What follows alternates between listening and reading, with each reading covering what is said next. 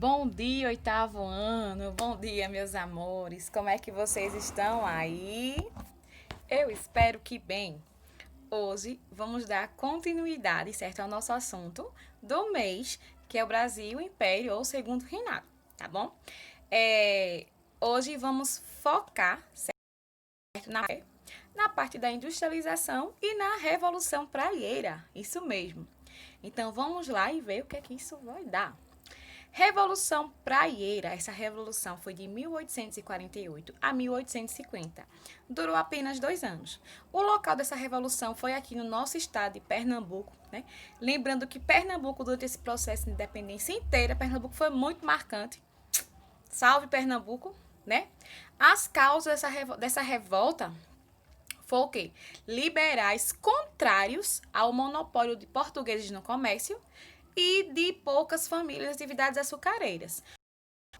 Nós, pernambucanos, sempre fomos revolucionários, sempre fomos em busca, né, do que seja correto, do que seja justo. E os pernambucanos não aceitavam muito o que a corte portuguesa queria instalar aqui no Brasil, não, tá?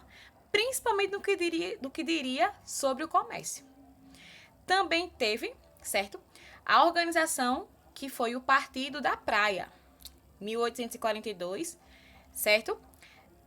Esse Partido da Praia tinha o quê? Ideias revolucionárias influenciadas pelo socialismo utópico, aquele vindo de Karl Marx, né?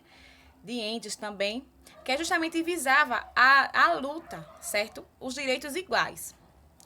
Em 1848, no ano da revolta, o estupim da revolta foi o quê? O principal motivo. O governo liberal Chichorro da Gama, certo? É substituído pelo conservador Herculano Pena. Então, também teve uma substituição. Ou seja, minha gente, a política aqui, nesse período da independência do Brasil, ou do processo de formação dela, era uma política muito influenciadora. Então, quem tinha mais próximos, pessoas mais próximas ligadas aos partidos, certo? Era que tinha mais vez, era que tinha mais chance. Pura coincidência para os dias de hoje, né? Ainda sobre a revolta, né? Só que isso. Em 1849, o que é que teve aí no marco? Lançaram o Manifesto ao Mundo, que defendia. O que é que esse Manifesto ao Mundo aí defendia? Voto livre e universal, liberdade de imprensa, extinção do poder moderador, fim do monopólio português sobre o comércio, ou seja, as raízes, as dominações portuguesas, certo? Uma maior autonomia para as províncias. Então, minha gente, era o básico. Veja, voto livre e universal, liberdade de imprensa, extinção do poder moderador e o fim do monopólio português era o básico, era o que era justo. Então, foi uma revolta justa, certo? Tomaram Olinda e atacaram Recife, mas em 1849 foram derrotados.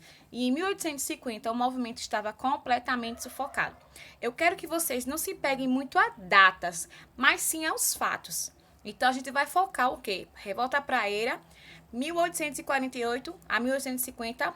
Principal motivo, insatisfação, certo, da parte da população brasileira que não apoiava o Partido Português. Pronto. Isso daqui a gente fecha esse assunto sobre essa revolta praieira. Outro ponto também nesse processo de independência do Brasil foi o ciclo do café, certo? O café foi produzido inicialmente no Vale do Paraíba, na segunda metade do século XIX. Ele expande-se para todo o oeste paulista. Inicialmente produzido em um sistema de plantation, mas a partir de 1850, com a proibição do tráfico negreiro, certo? A gente lembra aí a questão aí da Lei Eusébio de Queiroz, né? Os imigrantes europeus passaram a ser a alternativa. Por quê? Porque com os escravos não vindo trabalhar, então os próprios imigrantes que eram uns escravos, trabalhadores brancos, então foram usados para a mão de obra. Os imigrantes no sistema de parceria. O que seria isso? Os fazendeiros financiavam a vinda e a instalação dos estrangeiros e em troca, claro, minha gente, tinha que ter sempre uma troca. E em troca disso tinha o quê? Produção, galera, trabalho, mão na massa. Não era só vir para cá e luxar e ficar de boa, não. Tinha que ter uma troca, uma substituição e no caso era o trabalho. Após 1850, foi adotado o sistema de colonato. O que foi isso? O governo pagava a viagem, o fazendeiro o primeiro ano de estadia aqui no Brasil e o imigrante recebia um salário fixo anual e mais um rendimento variável conforme a colheita. Aí as coisas assim, com o passar do tempo, da experiência, da adaptação dos imigrantes, é que as coisas foram se acertando. Mas lembrando que também não foram só mar de rosas para os imigrantes, não, tá? Eles também tinham os documentos apreendidos, eles eram meio que escravos, feito eu falei, brancos europeus, infelizmente. E temos aí a expansão da cultura cafeira em direção do oeste paulista. Lembrando que São Paulo, nesse processo de independência, né, da formação do reinado aqui do Brasil, São Paulo era o principal estado produtor e exportador de café. Olha, top de linha. Mas para isso tinha que ter algumas características. Um clima e solo, que era o chamado terra roxa, era como se fosse fértil e favorável para o plantio do café. Assim como Martim Afonso de Souza trouxe a cana-de-açúcar aqui para o nosso Nordeste e nós tínhamos um solo fértil, um clima agradável, o café também se adaptou muito bem a esse processo aí na região paulista. Próximo ponto. Os proprietários paulistas mais inseridos na dinâmica econômica do capitalismo. Tinha que ter aí mais proprietários e tinha que ser voltado para o dinheiro, para o lucro. Beleza? Eram proprietários rurais que voltavam-se para a vida urbana. Então, era justamente as pessoas que moravam na zona rural, os fazendeiros que tinham que se adaptar, tinham que levar o café lá para o centro de São Paulo, que era, no caso aí, a vida urbana das pessoas. Até porque o café foi um grande exportador. Gente, os estadunidenses amavam e amam o nosso cafezinho. E chegando no fim da nossa explicação desse ponto de hoje, veio aí o surto industrial. O que foi isso? Na segunda metade do século XIX, ainda também na metade do século XIX, a indústria também passa a se desenvolver. A gente viu aí o sistema Plantation, que revolucionou a agricultura com café. E aí vamos também para o outro ponto, que é a indústria. Os motivos principais. 1844, né, foi o fim do acordo com as tarifas reduzidas. Com a Inglaterra, o governo elevou os impostos sobre os produtos ingleses de 30% a 60%. Ui, papai, muito dinheiro. Em 1850, a Lei Eusébio de Queiroz, estava aí, ó, no meio desse rolo todinho, decretou o fim do tráfico negreiro, direcionando os capitais que antes eram empregados em compra de escravo para a indústria. Olha que coisa boa, tá vendo? Então, o dinheirinho que era direcionado para o setor industrial aqui no Brasil, tá bom?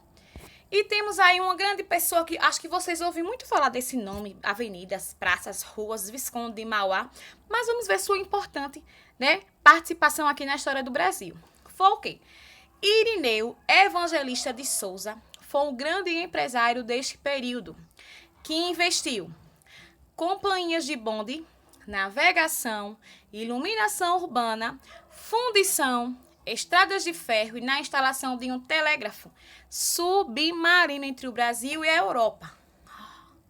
Sem apoio do governo, ele acabou falindo, que é o nosso saudoso Visconde de Mauá. Vejam quantas coisas ele fez para o Brasil e para esse setor de desenvolvimento, saindo mais das raízes agrícolas. Vejam quantas coisas ele fez, o nosso Irineu Evangelista de Souza, o Visconde de Mauá. E, por fim, a tão famosa Guerra do Paraguai. Paraguai, Brasil e Independência. Vamos entender essas relações, tá? A Guerra do Paraguai foi de 1865 a 1870. Desde a sua independência em 1811, o Paraguai era um pequeno e isolado país do interior do continente. Era pequenininho, frágil, lá, tal, quietinho. Não despertava interesse das potências estrangeiras, ou seja, ninguém tem interesse no Paraguai, lá. Conseguiu o desenvolvimento econômico e a eficiência nos serviços públicos, além de significativa distribuição de terra. Então, o Paraguai foi se destacando na questão aí de desenvolvimento econômico e na distribuição de suas terras. Os paraguaios, como Solano Lopes, tinham pretensões de expansão econômica. Claro, uma pessoa que tinha que lutar pelos ideais do seu país. E Solano Lopes foi um cara, tá? O Brasil, Argentina e Uruguai firmaram o Tratado da Tríplice Aliança, com um apoio inglês. Gente, era como se fosse Esporte e Náutico, ou Esporte e Santa. Eram ingleses e estadunidenses, então era uma rivalidade bastante. Então, os ingleses aí apoiaram, certo? Esse tratado que tinha como junção o Brasil, a Argentina e o Uruguai. Só que a gente lembra que o Brasil também tinha laços econômicos com os Estados Unidos. Mas isso é para outra aula. Lideraram as tropas brasileiras Manuel Luiz Osório e Luiz Alves de Lima Silva, que era o Duque de Caxias. E em 1869, os aliados avançaram sobre o Paraguai e entraram em Assunção, ou Assunción. No ano seguinte, Solano Lopes é assassinado.